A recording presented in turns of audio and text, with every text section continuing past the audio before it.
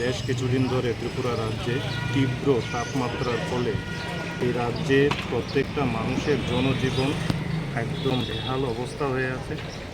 তাই আজ আমরা Tripura state cooperative consumer federation আয়তরমার পক্ষ থেকে শকুন্তলা রোড এলাকায় যারা পথচলতি মানুষরা আছে এবং যারা তীব্র তাপমাত্রাকে উপেক্ষা করে যারা শ্রমদান করছে আমার শ্রমিক ভাইয়েরা, প্রত্যেকের জন্য একটা আমাদের আয়তমার পক্ষ থেকে একটা ছোট্ট প্রয়াস জল ছত্রের ব্যবস্থা করেছি আমরা।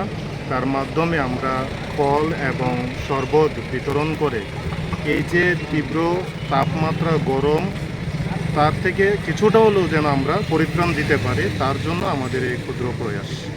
আমাদের মাঝে উপস্থিত আছেন আমাদের মার্কফেডের মাননীয় চেয়ারম্যান অভিজিৎ দেব মহোদয়, আমাদের বোর্ডের যারা সদস্যরা আছেন ব্রজেন্দ্রচন্দ্র দাস, জহর চক্রবর্তী, অনুজা দেববর্মা সহ অন্যান্যরা, এবং আমাদের সঙ্গে আছেন আমাদের এই দপ্তরের chief executive officer Jayanta Debbarma মহোদয় সহ আমাদের সমস্ত কর্মীরা, যারা এই মানবিক যে দৃষ্টিভঙ্গি নিয়ে আমাদের এই মহতি কাজে এগিয়ে এসেছেন, প্রত্যেককে আমি ধন্যবাদ জানাই।